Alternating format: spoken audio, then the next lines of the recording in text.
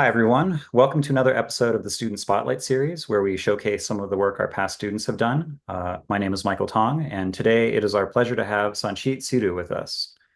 So just to start off, could you tell us a little bit about yourself, where you're from, what year of school you're in, and a little bit about the course that you took with CCIR? So I'm Sanchit Sidhu. I live in Illinois in the US, and I'm currently a junior in 11th grade. And the course I took was quantum computation. So it's centered around quantum computers and their algorithms and the various applications of that. So was this part of the Future Scholars program, or was it a one-on-one mentorship? Yes, this was part of the Future Scholars program, and I work with Dr. Sergei Strelchuk. So how did you become interested in the program? What drew you to this specific course? So I wanted to do research, like that's where I started off. Um, So yeah, I like physics. I wanted to do research. So I kind of set out to find a way to make that happen because I had no experience myself. I didn't know anybody who did. So I needed some sort of like help to get started on like to learn how to do research really. And so that's when I had a friend recommend this program to me. Um, so through that, I found CCIR basically, and then I found this specific program and I kind of went for it. Yeah, that makes a lot of sense. I've actually TA'd a Future Scholars program before, and so I kind of know sort of how the experience is. And yeah, research is something that I think is on the one hand so crucial, like it is the skill for moving forward in academia or in the sciences. But on the other hand, it's a skill that it's hard to find, it's hard to learn. You know, there aren't a lot of resources to learn how to do research, especially at the high school level. So how is the course structured? And maybe what were some of the big takeaways? So the course was structured like over 13 weeks. We meet with our professor and TA every week. The earlier weeks, we would focus mainly on learning like quantum computation. It would be like mostly lectures. We wouldn't like we would focus on learning new material basically. But then as we progressed into the later weeks, we started to focus more on like the research we were going to do. We talked more personally with our professors a little bit to basically pick what we wanted to do research and get some advice on how to do it, both like just technical advice on the actual math and physics behind what we were doing and just general research advice. Could you say a little bit like about what your research project ended up being? Right. So I ended up doing a project on an algorithm for backpropagation of it's a topic in machine learning, and basically I was examining a quantum computer algorithm for that we hoped would speed up the process. So yeah, basically this was an existing algorithm we found, and I found that like with some adjustments, I think I got it to run better basically. So we were able to achieve better results from this algorithm. How did you end up choosing that topic? Or how did the guidance that you got from the instructor, the TAs, sort of influence that decision? Or was it something that maybe you were sort of set on doing from the beginning? So at the beginning, I actually had no idea what I wanted to do for my topic. I knew I wanted to do quantum computing, but like that was kind of it. So then I ended up talking with my professors and TAs a bit. And basically we decided that like I should focus on doing some sort of an algorithm because that's clearly like where I was more interested in. So at that point, it's kind of just a matter of finding what application I wanted to work with. And obviously, with all the rise in artificial intelligence nowadays and machine learning, I thought it would be kind of cool to take a look at that topic from the angle of quantum computing and how we can apply that to AI. So that's kind of how we arrived at this. Could you say a little bit more about the connection between computing and AI or machine learning? Like why is quantum computing so important in light of the demands of AI or machine learning?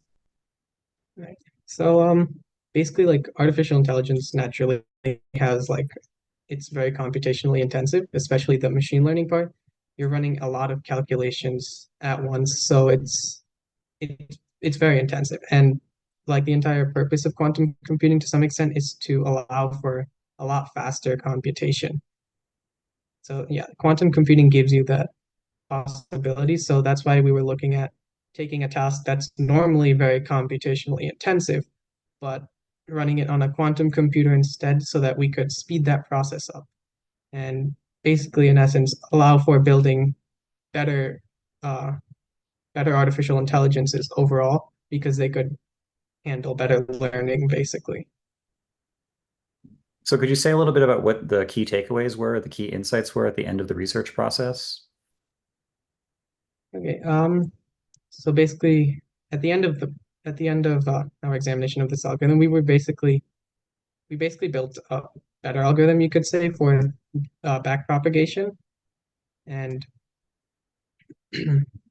uh, so basically, we found a more efficient way to train an AI model on a set of data with specifically a quantum computer. So it's not ideal yet for commercial use, perhaps, but it's a step in the right direction so that we can we can train AI on a quantum computer to fit data more effectively.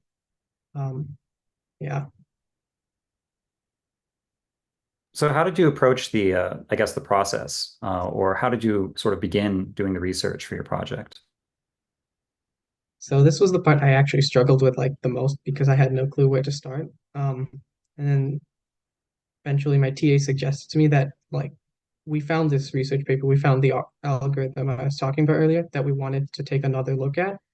And he basically encouraged me to kind of like just toy with it a little bit to run this algorithm like from different angles and mostly just to get a better feel of it so I could understand myself like where to approach it better. And it's kind of just toying around with it like that we found what we were looking for. We found um basically the shortcoming, I suppose you could say, of it and what we wanted to fix. So you mentioned earlier that one of the main reasons why you became interested in the program was because you wanted to learn how to conduct research. So I'm just out of curiosity, what part of, I guess, learning how to do research or what part of this process maybe surprised you the most or did you find the most challenging? I think it was all like the reading and preparation that went into it. Because going into it, like I kind of understood the process of like figuring something new out, that sort of thing, but I wasn't necessarily prepared for all the work you had to do beforehand, like all the reading different papers, understanding like what was going on in the field of study before you showed up. That was really surprising to me, and it was also actually really enjoyable as well. But that's something I didn't expect at all. So I'm pretty fortunate that I got the chance to learn how to do those things because I definitely wouldn't have been able to on my own. Yeah, I can definitely understand where you're coming from. I feel like always the literature review at the beginning of a project is really daunting. There's just so much material, and you feel like you sort of have to, cover everything. Anything anyone has ever said about this topic, you need to be sort of aware of. Um, so yeah, I mean, I think that's definitely a huge obstacle, I think, to overcome when you're just starting to do research. So with that in mind, could you say a little bit more about how maybe the TAs, the instructors supported you in sort of confronting that kind of obstacle?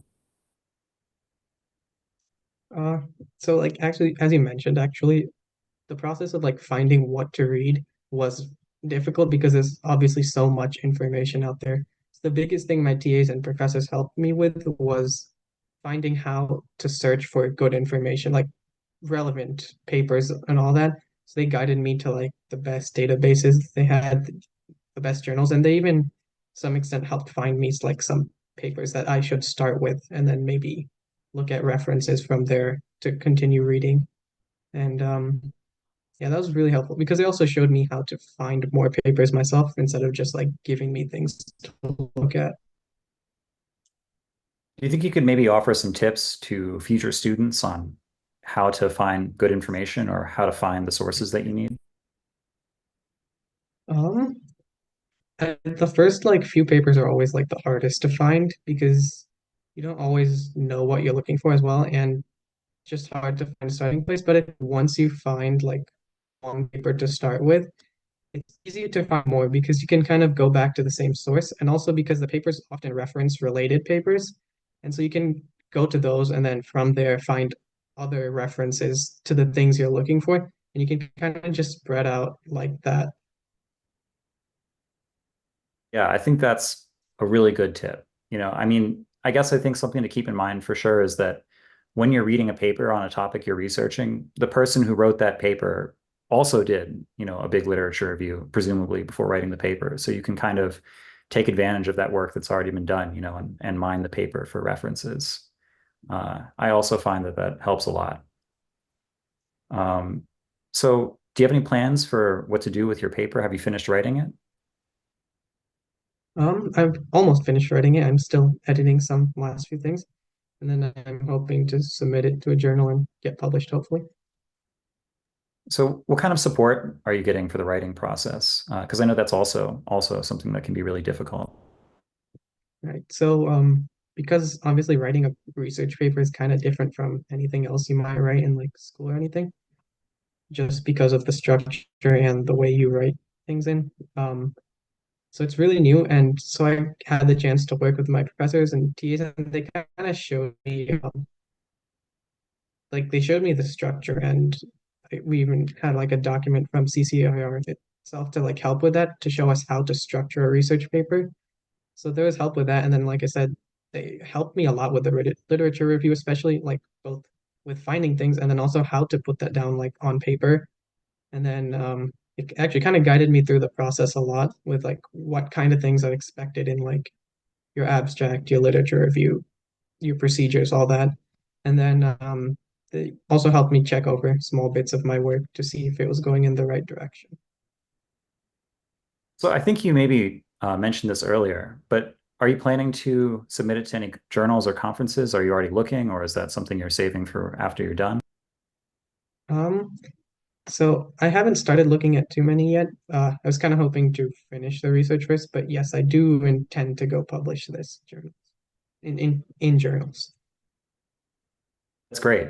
Yeah, that's really great. I feel like that's also sort of a hurdle. I definitely know people that don't really get that experience of submitting to conferences or submitting to journals until they're already in grad school. So it's really great, I think, to be able to get that, I guess, become familiar with that process very early on. Um, if you don't mind my asking, what do you feel like the biggest obstacle to finishing the paper is?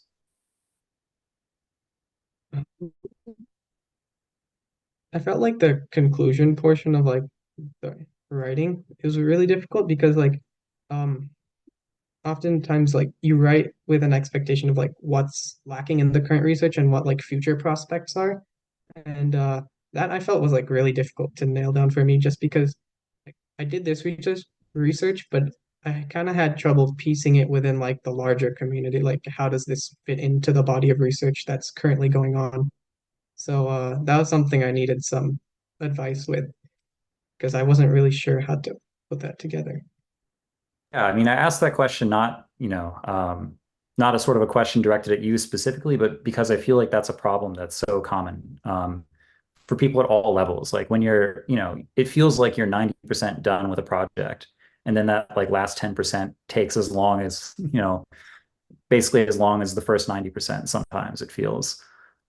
So yeah, I mean, I think it's very normal to conduct research and get really deep in the weeds on something. And then when it's time to sort of sum things up and figure out what the broader significance of what you've done is, you realize like you're not actually quite sure, maybe, you've been so focused on very minute and specific sort of details or problems that it's easy to sort of lose sight of the big picture maybe, and you have to kind of bring yourself back there. So having said that, do you feel like you could say a little bit about maybe what the big picture impact of your work is, or how it fits into the research that you did, the broader sort of research you did before starting the project? Yeah, so like at this time within like quantum computing research, there's kind of a push to create more algorithms that could be used in the future, like as hardware kind of catches up.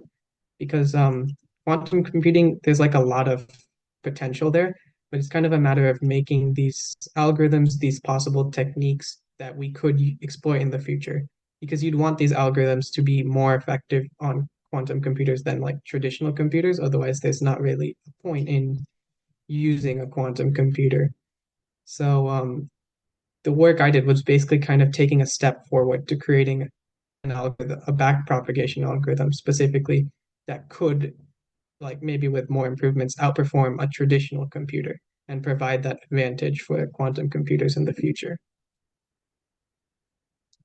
Yeah, I'm definitely not an expert on anything related to quantum computing, but if I understand correctly, it seems like a lot of the research done in that area is speculative. Like you were saying, it's sort of preparing the ground for a technology that doesn't quite exist yet. Is that sort of an accurate Right. reflection of what you're talking about? Yeah, to some degree, I'd say it is. Like the algorithms are there, the things you could do with a quantum computer. But to some extent, like the hardware, the computers themselves have some errors and they're still being worked on. They're improving very rapidly, but they're not quite there yet. But the algorithms for them that we could use one day on a like an ideal computer, those are there and those are being worked on actively.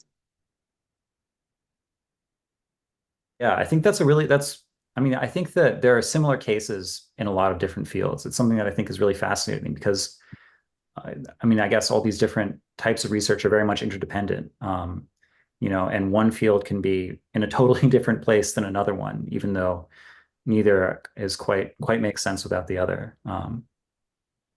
So I guess this is sort of switching topics a bit, but I wondered if you could say a little bit more, because I know that you talked about coming into the program really not having any idea how to do research or how to complete a project like this. So could you reflect maybe more on some of the ways in which the program helped you or prepared you or contributed to your ability to finish this kind of project? Right. So like I mentioned earlier, there was like obviously the professors helping me with learning how to like read research basically. So that was a big factor a big thing they helped me with. Also was all the technical advice they gave, all the lessons like on quantum computing, all that. Um, there's also kind of just the way to like think through research kind of because it's a different mindset than like we're used to kind of in our daily lives. So I feel like that was a big thing I took away from this, where it was like we kind of learn to question like every minute detail to figure out why things are the way they are, like what we could change about them potentially. Like that kind of mindset it took some time to get used to, but it's kind of like key to doing research. So it was really important that I did get that. And now I feel like I have a better grasp of that. So would it be fair to say that you feel much better prepared to do this kind of project in the future, or that that sort of sense of intimidation maybe that existed before is gone? Yeah, definitely. I feel better about it. I mean, it wouldn't be easy for sure, but I think I'd definitely be in a much better place to do it again right now. So I think we're starting to approach maybe about the I guess about time to wrap things up. So I think maybe a good concluding question would be, it's a long course, it's a lot of work, and it's exploring skill sets that I think most people coming into the course really have not developed in the past. So it can be really difficult. So having said that, do you have any advice maybe for a student that's just entering the program in the future? For any student entering the program, I'd probably tell them that like it's going to be difficult. It's not like by any means easy, like both the topics that we're learning, because they are definitely very difficult, and like the research process, all of it, like it is difficult and it can be intimidating, but I think like the biggest key is to just know that it's not impossible, even though it might be difficult. It definitely takes like a lot of adapt. Okay, so I know it's a really difficult course. You were talking about how it seemed daunting initially to you know, learn how to do research, and it's the course is 13 weeks. It's intensive. It's a lot of time invested. And with that in mind, I wondered if you might have any advice as we wrap up for any future students who are going to take a Future Scholars course. As you were saying, it is an intensive course. It lasts just like 2 months. It's intensive, but the best advice I'd give to someone entering the program right now is kind of to basically not give up. Like it can be difficult at times, it can be daunting, but if you keep like pushing through it, you'll find that it gets easier in time. That's certainly what happened for me at first. I did feel kind of out of place. The content was hard. Like it took a lot of adapting to the mindset and everything. But as I went through the program, it got easier. I mean, it was really fun throughout the whole process, even when it was difficult. But as it continued, it got easier and more manageable. So that's probably the advice I'd give to any incoming student to not be disheartened by maybe some initial difficulties and to just push through. Yeah, I think that's really good advice. Often I think if you just stick with it, it'll eventually become easy. So having said that, thank you so much for taking the time to be here today. Really enjoyed hearing about your project and your experience. And I wish you great success, in your future endeavors. Uh, Thank you, and thank you for having me as well.